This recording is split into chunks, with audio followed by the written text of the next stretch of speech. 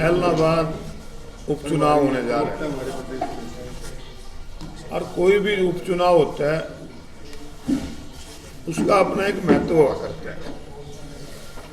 और ये उपचुनाव तो ऐसी परिस्थितियों में आया कि जब देश के अंदर किसान आंदोलन चल रहा है और पिछले लगभग 10.5 महीने से हरियाणा प्रदेश की धरती पर ये आंदोलन बड़े जोर शोर से चल रहा है। और इस उपचुनाव में ये तय होगा कि आज की जो मौजूदा सरकार है, जजपा भाजपा सरकार, जिसके चलते पहला उपचुनाव बड़ौदा में हुआ, कांग्रेस पार्टी ने भारी मतों से जीता। उसके बाद दूसरा उपचुनाव इलाहाबाद के अंदर होने जा रहा है। आज प्रदेश के लोग इस गठबंधन की सरकार से दुखी हैं, क्योंकि आज हरियाणा प्रदेश की अगर बात करें, हरियाणा प्रदेश में सरकार नाम की जो चीज होती है वो नहीं है। अगर सरकार होती तो आज धान और बाजरे की जो हालत मंडियों में हो रही है, आज उन्हें कोई खरीदने वाला नहीं। बड़े जोर जोर से कहा करते थे एमएसपी है, एमएसपी थी, एमएसपी रहेगी। और आज ऐसी हालत है बाजरे की कि बाजरे का रेट तो 2200 रुपये, कुछ 2200 से 2250 रुपये है, और बाजरा मंडियों में 1200 रुपये, 600, ये भावांतर की कहते हैं। और भावांतर को हम स्वयं भुगते हुए हैं। इन्होंने आलू और प्याज के ऊपर भी भावांतर स्कीम लागू करी थी, वो भी नहीं मिली किसी को, और ये बाजरे का भी नहीं मिलना। धान का जाके आप जो हमारा एरिया जाके देखो, आपके एरिया में तो क्योंकि धान पीआर कम होता है, जहाँ पीआर धान होता है, जहाँ सरकारी खरीद होती है, वहाँ ना केवल मंडियाँ बल्कि मंडियों के 3-3 किलोमीटर तक जो भी सड़कें सारी भरी पड़ी हैं, धान को उठाने वाला कोई नहीं। तो सरकार तो कोई है ही नहीं। बेरोजगारी की दर हरियाणा प्रदेश में हिंदुस्तान में सबसे ज्यादा बढ़ गई। लगातार अपराध बढ़ता जा रहा है। नेशनल क्राइम ब्यूरो की रिपोर्ट के मुताबिक हरियाणा प्रदेश में ग्राफ क्राइम का बहुत ज्यादा बढ़ा है। तो ऐसे में लोग इस सरकार को सबक सिखाना चाहते हैं, और विकल्प के रूप में लोगों ने कांग्रेस पार्टी है, क्योंकि बाकी पार्टी तो कोई बची ही नहीं। आज हरियाणा प्रदेश के अंदर एक ही पार्टी है जो इस सरकार का विकल्प है।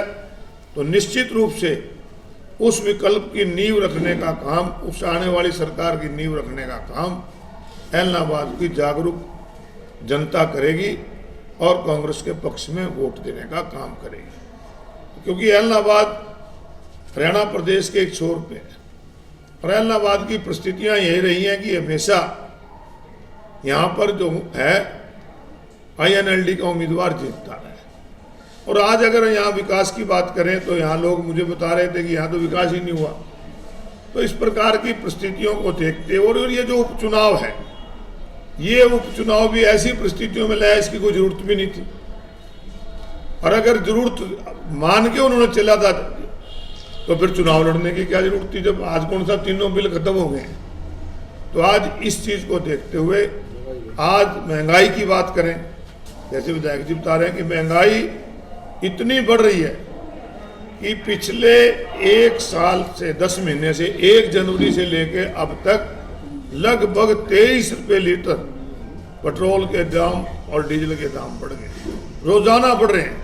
और तो दुशहरे वाले दिन भी, त्योहार के दिन भी नहीं बख्शा, त्योहार के दिन में भी इन्होंने रेट बढ़ाने का काम किया। तो आज महंगाई बढ़ रही है, क्राइम बढ़ रहा है, बेरोजगारी बढ़ रही है, किसान की बुरी हालत है। आज ये जो चुनाव है, ये सही मायनों में उस गरीब आदमी की चिंता का चुनाव भी है, जिस गरीब आदमी को आज इस बात की आशंका है कि बाबा साहब भीमराव अंबेडकर द्वारा जो संविधान के अंदर उन्हें आरक्षण मिला हुआ था, और आज की मोदी की सरकार की बात करें तो ये सारी चीज प्राइवेट में देने जा रहे हैं।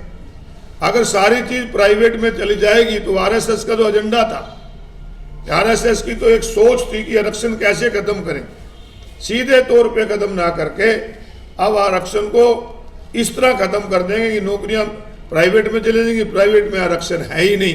तो आज उस गरीब आदमी की चिंता है और वो नज़र उठा कर देखता है तो उसको आज एक ही पार्टी नज़र आती है, वो कांग्रेस पार्टी है।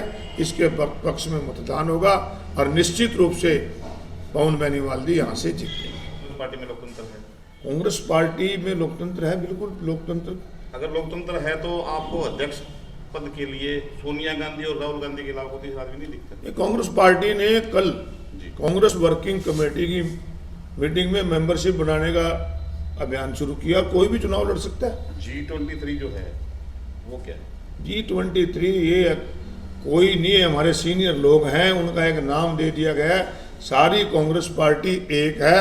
और जिस प्रकार से आपने कहा कि कांग्रेस पार्टी ने ही कल निर्णय लिया है कि हम अपने अध्यक्ष का ब्लॉक स्तर से लेकर राष्ट्रीय स्तर तक चुनाव होगा और चुनाव में कोई भी खड़ा हो सकता है। आप मेंबरशिप लीजिए, आप भी चुनाव लड़ लीजिए। चुनाव कार्यक्रम घोषित भी हो चुका, कार्यक्रम घोषित हो गया। मतलब आज मैं आपको बताऊं, आज अगर देश को खतरा है ना, कई बार हम लोग भावुक होकर कहते हैं कि मोदी जी को देश को खतरा है। देश को खतरा नहीं है। देश की सीमाओं पर तो हमारे जवान डटे हुए हैं, वो देश को की तरफ किसी को आंख उठाने नहीं देंगे। आज देश के अंदर जो लोकतंत्र है, आज उसको खतरा है, क्योंकि जितनी ऑटोनमस बॉडियां हैं आज उन पे अगर बात करें, चाहे ईडी की बात करें, चुनाव आयोग की बात करें, सीबीआई की बात करें, कोर्ट की बात करें, मीडिया की बात करें, सारों पे तो कब्जा आज करके बैठ गए। आज खतरा इस बात का है, लड़ाई अब देश के अंदर जो अगला चुनाव होगा कि प्रजातंत्र बचे या ना बचे, इसके ऊपर चुनाव होगा। टिकट देना कांग्रेस हाईकमान का काम है। कार्यकर्ताओं ने चुनाव लड़ना है और निश्चित रूप से कांग्रेस पार्टी एकजुट होकर इसे चुनाव लड़ेगी।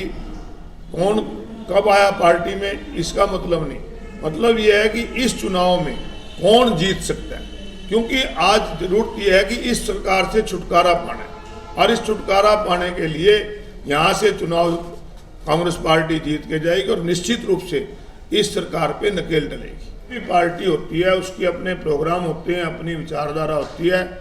इनेलो की अपनी विचारधारा है। आज उनकी क्या विचारधारा है ये इनेलो वाले से पूछ लेना। आज कांग्रेस की विचारधारा है कि प्रजातंत्र कैसे बचे, इसके लिए कांग्रेस पार्टी लगातार सड़क पे भी लड़ाई लड़ रही है, संसद में भी लड़ाई लड़ रही है और लगातार आपने देखा 2 साल से महंगाई की बात करें, किसान आंदोलन की बात करें, हर इशू पे अगर किसी ने लड़ाई लड़ी है तो केवल कांग्रेस पार्टी है। इलाहाबाद के अंदर एक कॉलेज बना था, वो भी उठा साहब ने मेरे ख्याल गवर्नमेंट को टेक ओवर करा था, मिट्टी सुरेरे वाला। इलाहाबाद में एजुकेशन की बहुत बड़ी प्रॉब्लम है और जब भी मौका हमारे को जनता ने दिया तो निश्चित रूप से इसको। कुछ खेल स्टेडियम की है, जैसे जहाँ जो सीमावर्ती ये राजस्थान के साथ कुछ गांव है, वहाँ पेयजल की है, नहरी पानी नहीं है, ये सारी दिक्कतें हैं।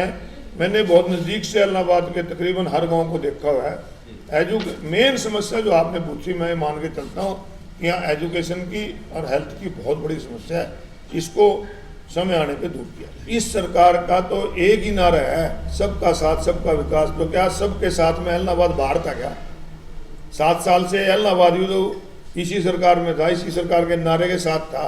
तो किसने हाथ पकड़े थे मनोहर लाल जी के, आप इलाहाबाद में काम ना करो? किसी ने कोई हाथ नहीं पकड़े थे। आज जब पूरा प्रदेश आज ऐसी हालात में हो गया कि आज कहीं ये सरकार तो कहाँ, सरकार तो पंचकुला और चंडीगढ़ की रह गई है। सरकार तो पूरे प्रदेश में कहीं जा ही नहीं सकती, तो सरकार कहाँ रह गई है। तो आज सरकार से लोग छुटकारा चाहते हैं, सरकार में दाखिल होना नहीं चाहते।